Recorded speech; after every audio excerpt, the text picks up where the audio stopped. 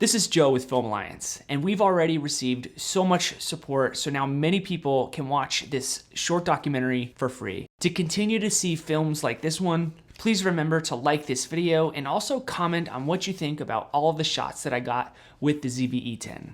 At the end of this video, I'll go over some tips and tricks that I used while I was out shooting this nature doc. I'll go over how I shot it, what settings I used, how we developed the script, the order we executed it in, and some things I learned along the way. Until then, sit back, take in the beauty, and enjoy the show.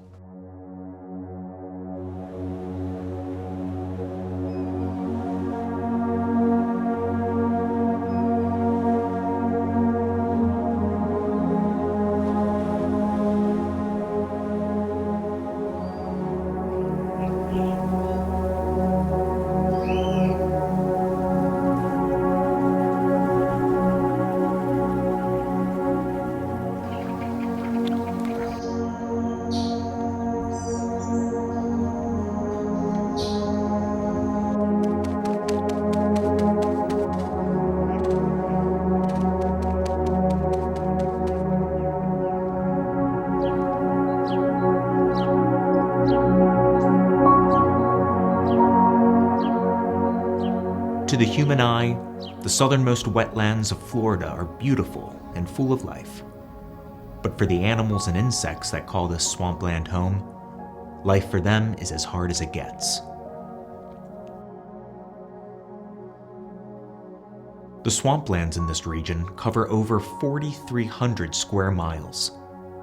That's almost 3 million acres where the wildlife here have to hunt, sleep, and survive.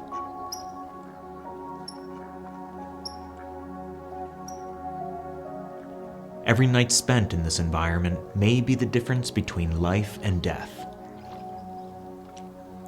There is no place quite like it.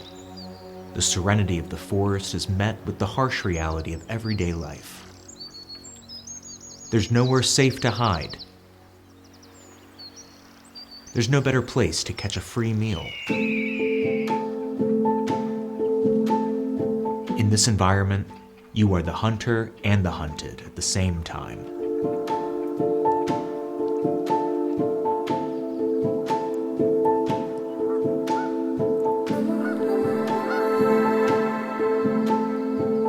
You must adapt to the environment and learn to survive.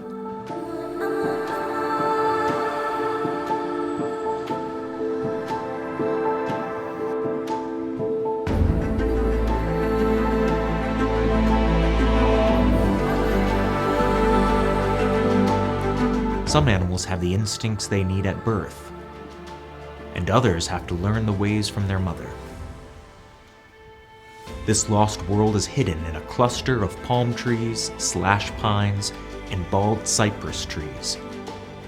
The animals find their homes high in the treetops, low in the brush, and under the surface.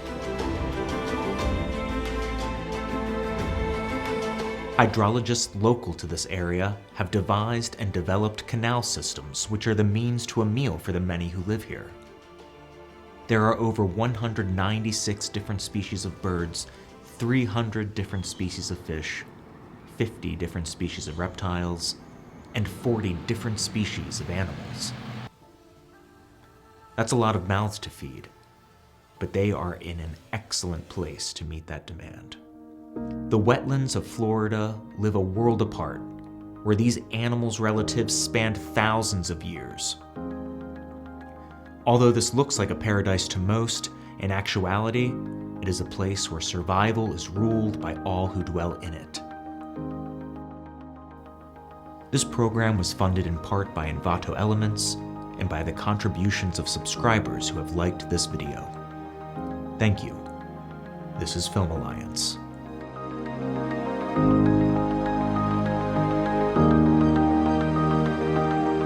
I hope you enjoyed that as much as I did creating it. I love just being out there in the nature and shooting the animals and seeing them interact and how they survive. And now I want to go over some of the steps that I took and some of the things that I learned along the way as I created this little nature doc. The first thing that I did was I went out and I just captured as much nature as I could. I tried to get as much wildlife as I could. I didn't even know if it was gonna be possible, and I wasn't able to just do it in like one afternoon. This was something that spanned over several months. I didn't want to write the script out until after I was done with my shots because I had no idea what I was gonna get. So I shot first, and then after I got all of my footage, I just sifted through it, pulled out the best stuff, and then I wrote the script. I did use some footage that I shot in previous videos, but they were just too good to pass up on this little nature doc. Once the script was written out, I reached out to one of my best friends, Todd. You may have seen him in a couple of my videos, and I asked him, because he has such a great voice, to do the voiceover work for this video.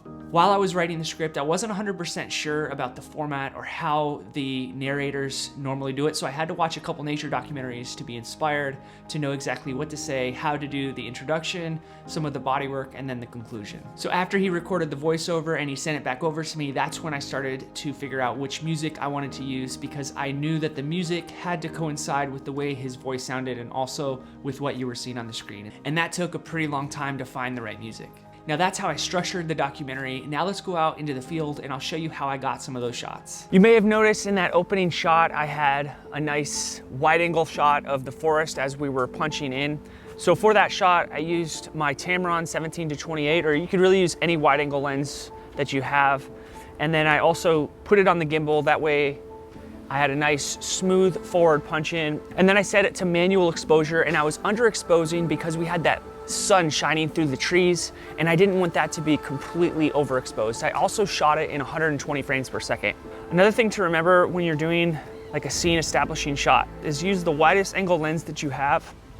That way you can really see the entire scene. That's one of the reasons why you might want to pick up a wide angle lens. One of the most important things to getting a documentary like this, in my opinion, is getting the sound from the actual environment that you're in, rather than getting all this footage and then going home and then trying to download sound effects and put it in post-production. I feel like real, normal, raw sound from the environment is always the best. So I put this little shotgun microphone on top of the camera, and as I'm going around to shoot, I'm just listening to everything that's out there in the woods. Take a listen to how this sounds.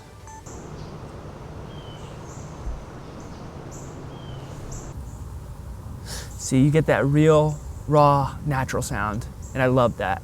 If you don't have a little micro shotgun mic like this one, which is called the Mimbo M1 made by 7 Rims, or you forgot it at home, you can always download sound effects. In fact, this video is being sponsored by Envato Elements, and that's where I download all of the sound effects that you hear inside of my videos. An alligator! I have to get this.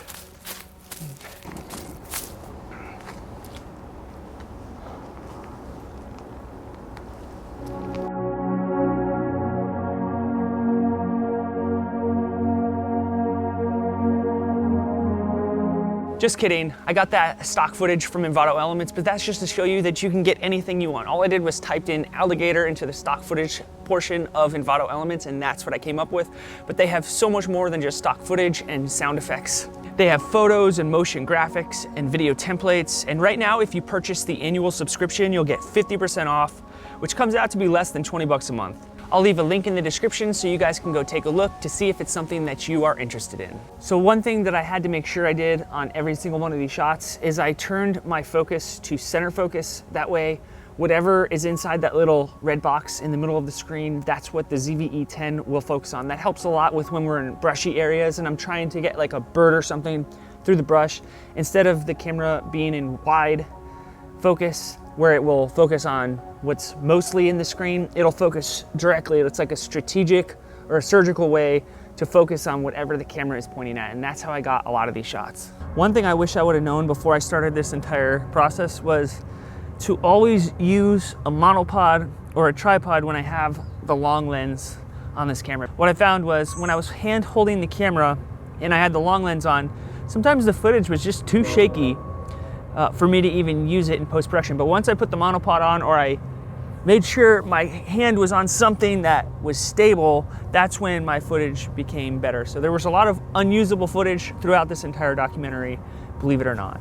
So after I got all of those shots, I just threw them into my timeline and I edited it so it would have kind of a storyline and kind of have a flow to it. It wasn't just a bunch of random shots, like scene establishing shots, some wildlife in their habitat, them interacting together, and then conclusion. I had a lot of fun making this video. If it's something that you guys are interested in me creating more nature docs just like this, maybe next time in the snow, just let me know in the comments below and I will happily do it for you guys using whatever camera you ask for me to do it with. I'm Joe with Film Alliance. Thanks for being a part of this community and staying all the way to the end. Until the next piece video.